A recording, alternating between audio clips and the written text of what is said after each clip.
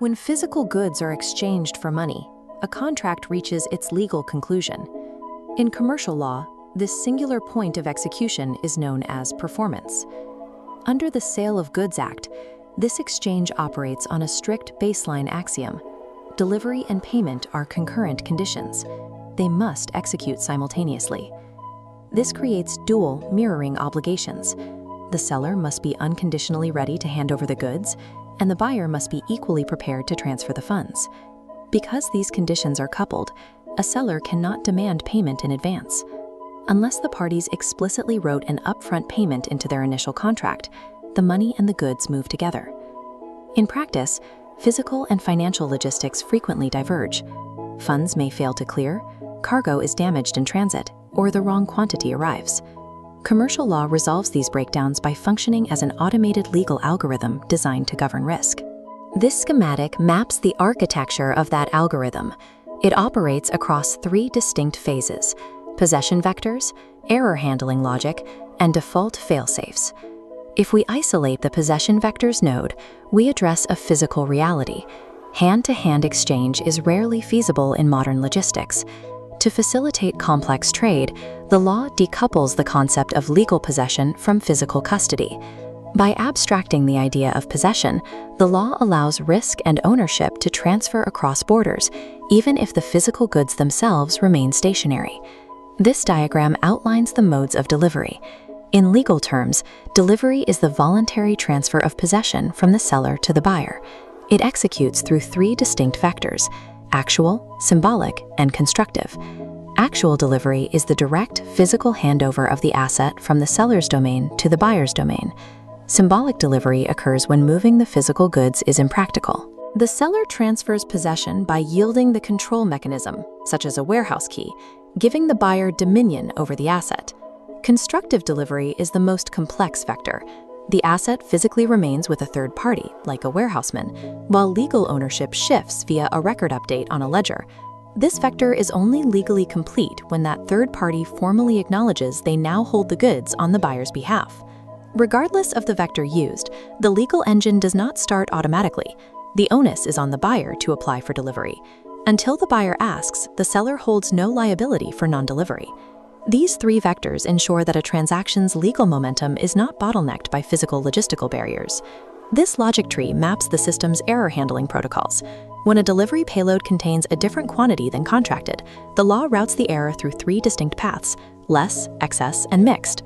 On the less quantity path, the buyer has two choices. They can reject the entire incomplete payload, or they can accept the partial delivery and pay the contract rate for what they received.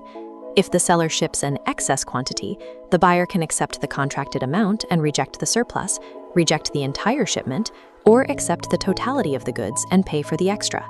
The mixed goods path applies when the correct goods are bundled with uncontracted items. The buyer may parse the delivery, accepting the correct assets while rejecting the rest, or they may reject the entire lot. When goods leave the seller's dock, a specific rule applies. Handoff to a recognized transporter legally equates to delivery to the buyer. Because carrier handoff constitutes legal delivery, the buyer bears the risk of transit. If the goods are traveling to a distant place, the buyer absorbs the liability for damage occurring after the handoff. This logic tree provides predictable resolutions for delivery discrepancies without requiring the parties to draft a new contract. A transaction reaches a crisis when the buyer defaults after the transfer of possession. This triggers the legal status of the unpaid seller. This status activates when the full payment is missing, a check is dishonored, or the seller has only received partial payment. The law prioritizes mitigating absolute financial loss through a tiered system of remedies, starting with in rem rights, direct rights against the goods themselves. The first in rem right is the right of lien.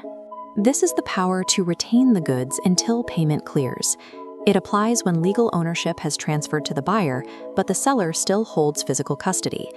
If the goods have already left the seller's warehouse, the system deploys an escalation failsafe, the right of stoppage in transit. To trigger a stoppage, three conditions must align. The buyer must be insolvent, the seller must be unpaid, and the goods must be in the custody of a middleman carrier. Once the goods are halted, the seller may exercise the right of resale.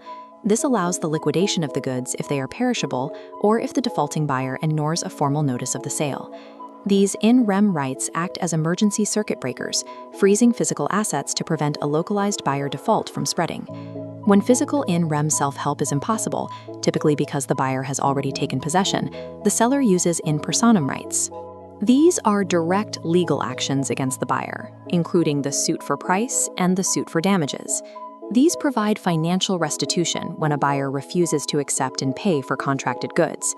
The suit for repudiation is used when a buyer cancels the contract before the scheduled delivery date.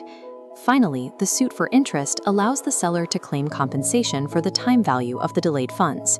Because these in personam rights require court intervention, the legal system incentivizes sellers to structure contracts that maximize their immediate in rem protections. This flowchart connects the baseline axiom, the delivery vectors, and the unpaid seller failsafes into a single architecture.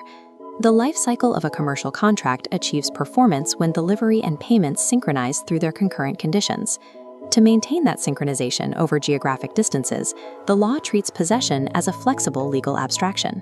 When logistical discrepancies arise, such as an incorrect quantity on the manifest, the delivery rules provide a systematic resolution. If the system faces critical failure due to buyer insolvency, the unpaid seller hierarchy prioritizes freezing physical assets over chasing unsecured debts. These interconnected mechanisms provide a mathematical approach to commercial risk management. Understanding this flow provides a framework for analyzing complex, case-based problems regarding transactional failures.